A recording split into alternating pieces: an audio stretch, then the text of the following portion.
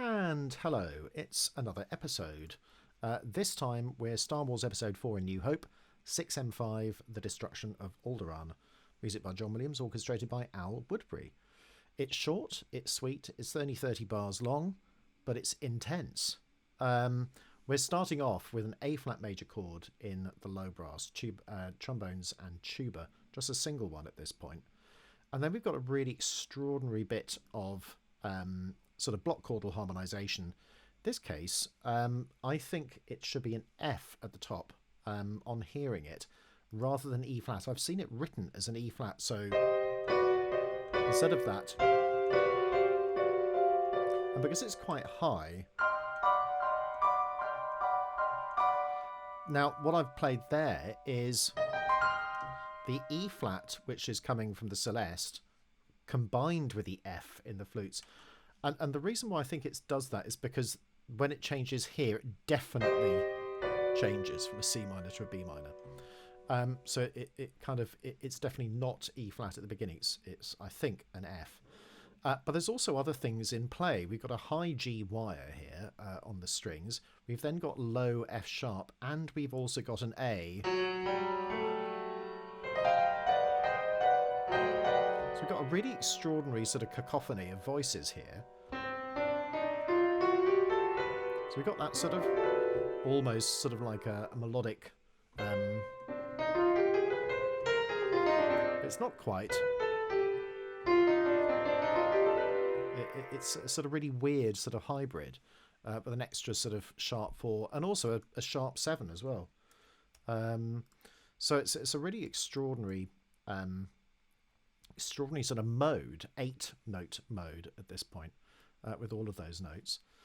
We're then going into more ambiguity because we've got sort of this dyadic bit where we've got an F sharp and an A, which is sort of F sharp minor, going to that dyad, and then it sort of shifts down to an F major chord without the C, which it does do quite often.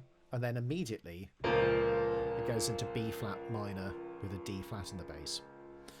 I've written the wrong chord here. Before I did this, I wanted to sort of try and go through it actually with you. So that the D flat changes to D natural, but we've also got that F as well because of the horns. So what really is it?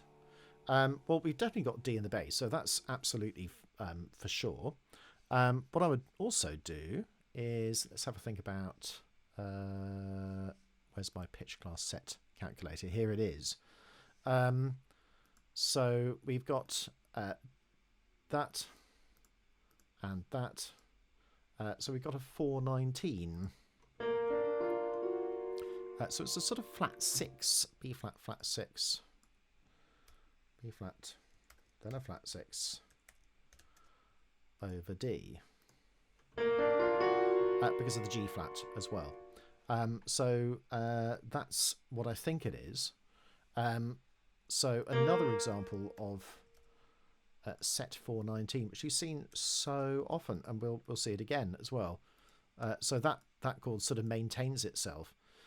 Now, what's really interesting is that in the bar later, after the sort of cymbal roll and the big sort of timpani hit on the downbeat with this D, we've also got other notes. So let's have a look at the harp there.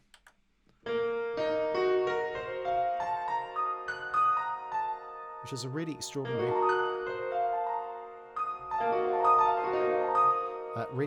chord. So it's almost like a sort of, is using all the notes that are there and just sort of splurging them into one sort of whole. In this case, it's sort of B flat harmonic major chord, sort of 732, B flat, C, D, E flat, F, G flat, and E. Like that.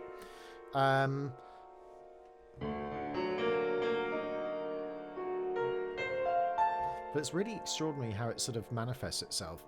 Like that. With all of those flutes in 6 at that point as well, which is sort of, a little bit of a reflection of what's just happened. And there's also a hint of sort of Princess Leia's home planet because of these sort of quavers, which often accompany her theme a little bit earlier on and later on as well. At that point, we're then shifting very suddenly all the way through. So I've put in chord symbols, but really it's more sort of voice-led. The thing is, how is it voice-led and where is it going? Well, we've got a melody and an accompaniment, which is quite static at this point in terms of the accompaniment, that is. So we go into what I think is like a sort of B-flat hexatonic. It's like that.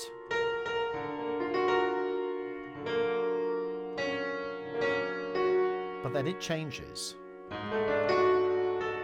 So here we've got a sort of D chord with a wrong note bass, G sharp. And then it changes again. So here we've got an F7 E flat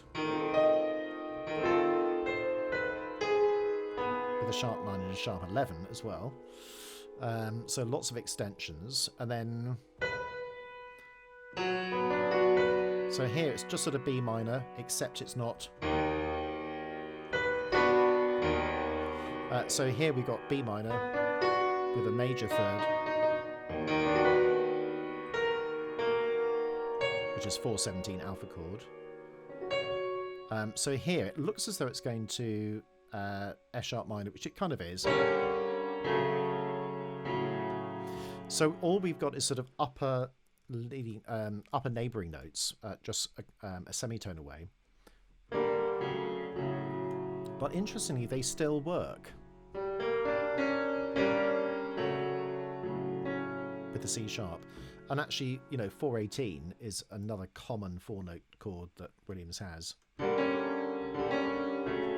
In this case, it's actually resolving to an F sharp minor chord, but it doesn't resolve very soon because we've got F sharp minor, and then we've got an F natural. So we've got that sort of minor chord with a major 7th, except it's not really a 7th because the 7th is in the bass, I suppose. It could be a 7th, I suppose. It's just that there's no other E sharp anywhere else. It's respelled as an F natural here. Then we're in dyad territory. So really, all of those chords are just harmonic implications. They're not necessarily the chord itself. So C diminished with an F sharp. So then I've done another A with a flat 6, splurged all together, D flat augmented, then an F sharp minor with a major 7. So it's all this major minor ambiguity, and it carries on. So impossible to say what that is because it could be E flat, but then it's E minor, but it's just dyads. F sharp minor, G minor, and then we're back into more harmony. So here, bassline, harmony. So bassline in cellos and basses, harmony in the trombones, melody is in the strings, orchestral differentiation here. We've got all sorts of weird chords. So sort of an A diminished chord. Then we've got a 3-3. And then we've got a D augmented with a 9th and an E in the bass. All of this is getting very cluttered. Whoops. I think that's why I tried to declutter it. It didn't quite work. But anyway, there we go. Almost getting there. Not quite there.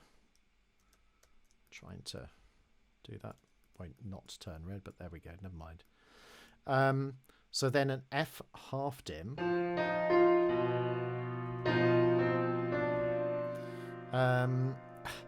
With a C flat in the bass or B in the bass. Then another 3-3 like that, which defies sort of categorization other than it's a 3-3. With another one there. So highly chromatic. And then a sort of, a D minor 6-9 with an E.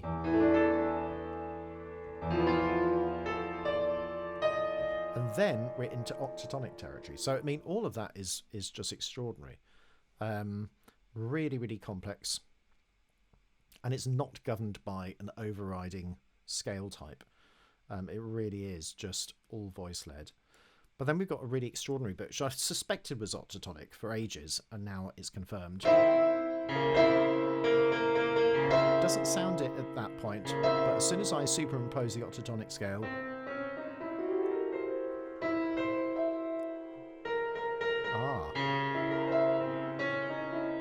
yeah.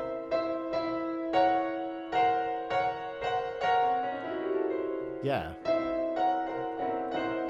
So it's definitely octatonic, and then of course, because Williams is Williams, he often doesn't have everything octatonic. He puts a C flat in there, which is really weird. And it definitely is on the recording because I've been studying it for quite a while.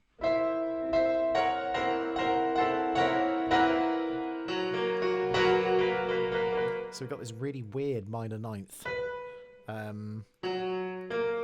as well going on. So all of that sort of tension, octatonic tension, and then this Aeolian mode,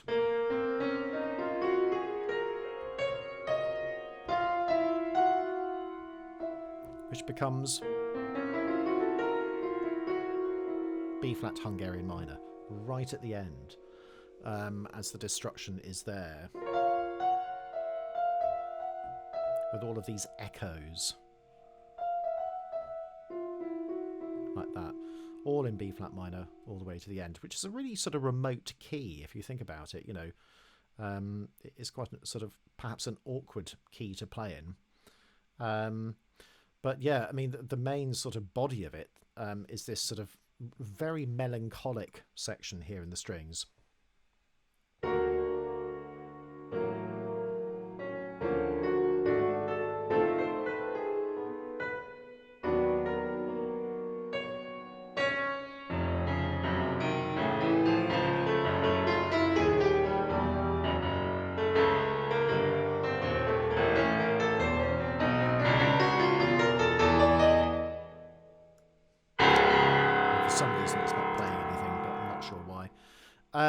But yeah, really, really extraordinary. Absolutely blistering in terms of its sort of intent and drama. You know, it's really bewildering in many ways. Just wondering whether to leave it like that, actually. It sort of looks a little bit better, I think. So I probably will. But yeah, short one and kind of confusing.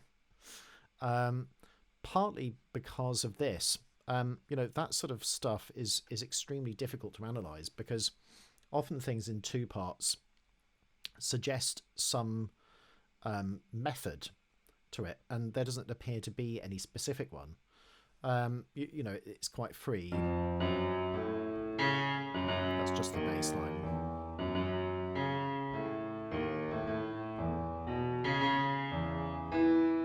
And then the top line.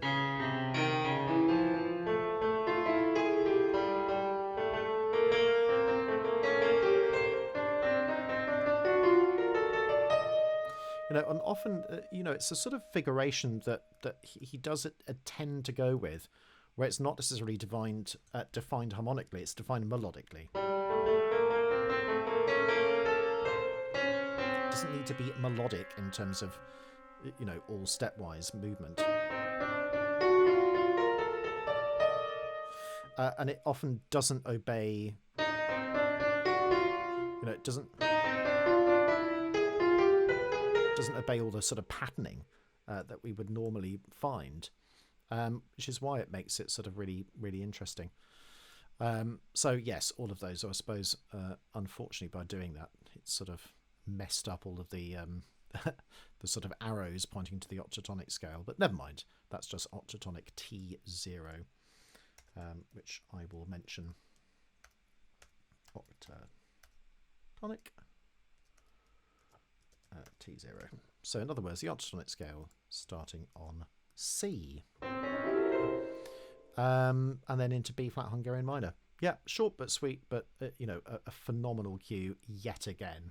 There doesn't seem to be any weak cues again in this film at all. In fact, I don't think there are any weak cues really in anything that he's written. but I probably would say that. So anyway, thank you very much for bearing with, and I'll see you very soon.